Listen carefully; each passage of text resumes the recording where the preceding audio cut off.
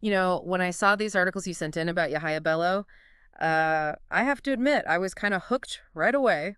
Yeah. We've got this former governor calling for unity across Nigeria, a new administration in Kogi State saying how great he was, but then, whoa, these serious accusations pop up about like financial misconduct and All everything. right. It's almost like we're about to peel back all these layers on like a political onion or something. Yeah, you're right. On the money, it really is multi-layered. And the timing is especially interesting, don't you think? Yeah. We're talking about power changing hands in Kogi State, a brand new president at the national level. And Bello himself is, well, kind of stuck in this weird spot, right? He's dealing with these legal challenges while still trying to, like, hold on to some influence. So let's break this down a bit for our listeners. You know, for those who might not be totally up to speed, who is Yahaya Bello exactly, and where does he stand right now? Well, Yahaya Bello was the governor of Kogi State in Nigeria. He served 2 terms, actually, which just ended recently. Mm. He's definitely a big name in Nigerian politics, but like you said, he's in a pretty tough spot right now with these legal battles hanging over him. And we've got these articles from Daily Trust, Modern Ghana, and Punch newspapers, and it seems like they're each coming at this story from, slightly different angles. That's what I find so interesting about doing these deep dives, Yeah. looking at these different perspectives gives us a way more complete picture of what's actually happening in Kogi State. We can really understand the complexities surrounding Yahaya Bello's call for unity and maybe even get some insight into the bigger political scene in Nigeria. Okay, so this article from Daily Trust, it describes Bello at this New Year celebration in Okim. He's addressing his supporters at the Ohinoi's palace. Can you set the scene for us here? Like, who's the Ohinoi and what makes this location so important? Oh, the Ohinoyo of Ubira land. He's like the top traditional ruler. Yeah. Think of him like a king for the Ubira people. They mostly live in Kogi State. Right. His palace is a huge center of cultural and political power, so when Bello chose this specific place to talk to his supporters, that was a strategic move for sure. So with that as the backdrop, Bello's calling for unity and support for the new administrations, both in Kogi State under his successor, Usman Ododo, and nationally under President Tinubu. What's your take on this call for unity, especially knowing all these allegations are swirling around? Well, on the surface, it sounds like your typical plea for stability and cooperation, especially during a time of transition. Mm-hmm. But then you dig into the accusations against Bello Mm-hmm. in this Modern Ghana piece, and it really makes you question how genuine he's being. Yeah, right. This article lays out some pretty serious corruption allegations. We're talking about 2 huge cases alleging fraud, one for a mind-blowing N110.4 billion, and then another for N80.2 billion. It's a lot. Yeah, and we can't forget, all this is happening while his successor, Ododo, is basically singing his praises, going on about how great Bello was at keeping those salaries paid on time and leaving behind, quote unquote, a solid financial foundation. It's a pretty stark contrast, isn't it? It really is. And it gets even more complicated when you bring in this case of Dr. Betta Edu. The Modern Ghana article also mentions her. She was just removed from her ministerial position, and guess what? Similar accusations of fraud, a whopping N44 billion this time. So we're seeing a possible pattern emerging here. Potentially, yeah. And Professor Shodi, the author of this article, raises a really good point about like a worrying trend in Nigeria. He's saying there's this tendency to kind of celebrate when these powerful figures get released on bail, even when they're facing serious charges, like these. So the focus shifts, right? Instead of looking at these potential crimes and how they hurt people, it becomes all about how these guys can work the legal system. Exactly. And it creates this idea that if you have enough power or money, consequences just don't really apply to you. And Professor Shodi doesn't mince words at all. He comes right out and criticizes Bello and Edu for, publicly talking about hope and prosperity while they're being accused of contributing to the very suffering they claim they want to fix. He's calling out the hypocrisy, plain and simple. Now, it makes you wonder about Bello's motives behind this whole unity thing. I mean, does he really want a smooth transition and a good future for Kogi State?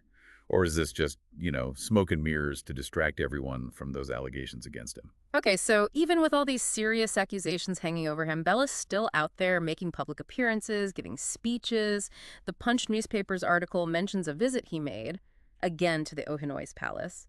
And this time he's emphasizing unity and support for all of President Tinubu's policies. That's an interesting move. Yeah. Positioning himself as a Tinubu supporter, even with all this going on. And like we were talking about earlier, he's also telling everyone to be patient, saying Tinubu's policies need time to work. It's almost like he's making a comparison saying, give Tinubu time, just like I need time to clear my name. Right. It could be a subtle message to his supporters, even to, the authorities, a reminder that he's still a force to be reckoned with, both in Kogi State and nationally. Yeah, it's like he's walking a tightrope, trying to look all stable and leader-like, but those accusations are just like looming over everything. It makes you wonder, how are the people in Kogi State dealing with all this? That's a great question. In politics, public perception is everything.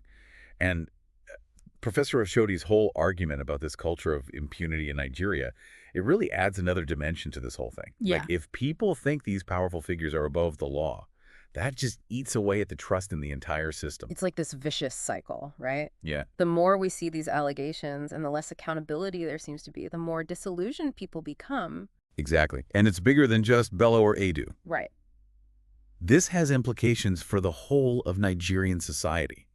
If this perception keeps going, will people even bother to participate in politics anymore? Yeah. Will they believe that their votes, their voices actually matter? It's a pretty bleak thought, but it feels real, you know? Yeah. So how do we break this cycle? What can be done to bring back faith in the system? Well, we need to start by making accountability a priority.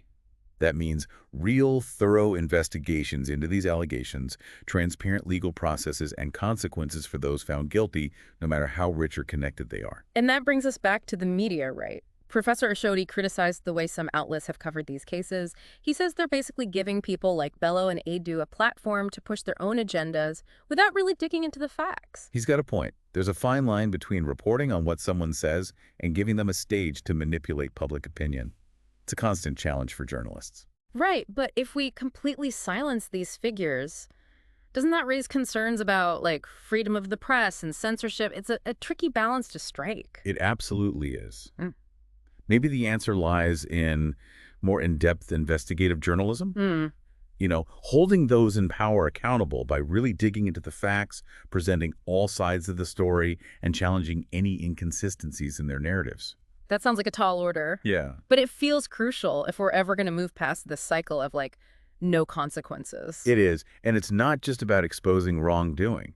It's about informing the public, giving them the power to make informed choices, and holding their leaders to a higher standard. Okay, so we've covered the accusations, how this might affect public perception, the media's role. But let's zoom out a bit. How do these events in Kogi State tie into the bigger picture of Nigerian politics? Especially now that Tinubu's president. Right. Well, remember Bello's visit to the Ohinoye's palace, the one where he was all about supporting Tinubu's policies. Yeah. That's a big move. Yeah. He's aligning himself with the president, showing he's still relevant on the national stage. And like we said, he's telling everyone to be patient with Tinubu's policies, kind of drawing a parallel to his own situation, needing time to clear his name. It's a smart way to connect his personal struggles to the overall political landscape. It is. And it shows how interconnected politics really is.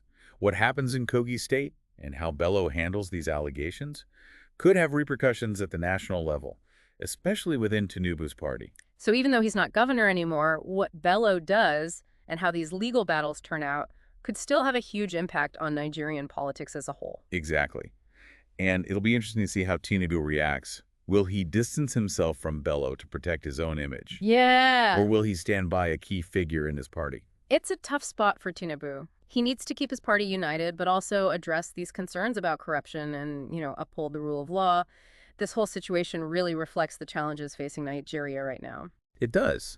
And it shows how important it is to understand the local dynamics when you're analyzing national politics. Something that looks like a regional issue in Kogi State could actually have much wider consequences. Okay, so we've talked about how complex this call for unity from Yahaya Bello is, those serious allegations against him, and what this all could mean for both Kogi State and the national political scene. It's a lot to unpack and leaves us with plenty of unanswered questions. It does. And that's where you, the listener, come in. We've laid out the context, the analysis, the different viewpoints. Now it's your turn to form your own opinions. Exactly. We want to hear what you think. What stuck out to you the most? What questions are you still thinking about? For me, it's the sheer scale of these financial misconduct allegations, We're talking about billions of Nasira that might have been taken from public funds.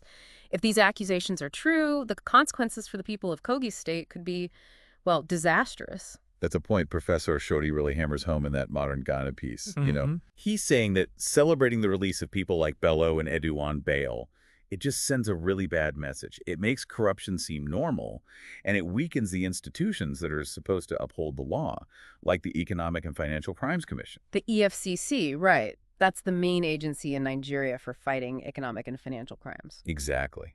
And Professor Shodi's worried that the focus is shifting. It's not about did they do it anymore. It's more like, well, they got bail, so it can't be that serious. Right. And that kind of thinking is so harmful. Yeah, it creates this idea that money and influence can protect you from facing the music, and that just further erodes public trust. If people start to believe the system is rigged, why would they have any faith in their leaders or institutions? That's exactly it. And that's a dangerous road for any democracy to go down. Hmm. Professor Shodi also points a finger at the media. He suggests that when they give platforms to figures like Bello and Edu to speak without really challenging them, they might actually be helping legitimize their actions, even if that's not their intention. So, how do we find that balance?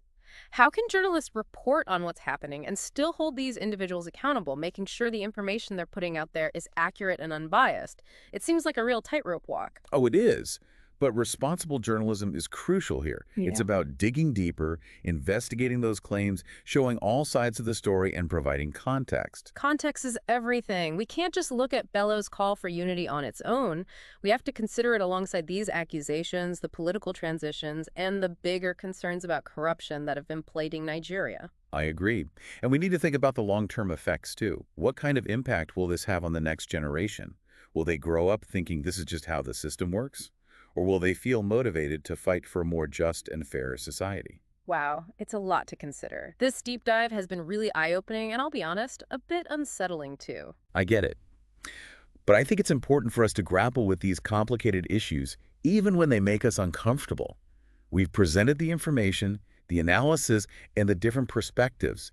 Now it's up to you, the listener, to make your own judgments. That's what makes the deep dive so special, I think. Yeah.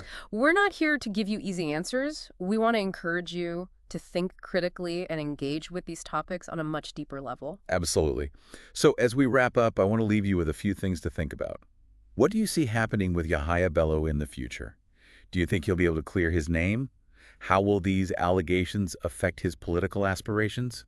And how will all of this play out in the larger context of Nigerian politics? These are questions that will likely continue to develop in the coming months and years. We hope this deep dive has equipped you with the tools and understanding you need to follow the story as it unfolds. Remember, informed citizens are the backbone of a healthy democracy. Keep learning, keep questioning, and keep diving deep. Thanks for joining us for this episode of The Deep Dive. We'll see you next time. Keep that curiosity alive.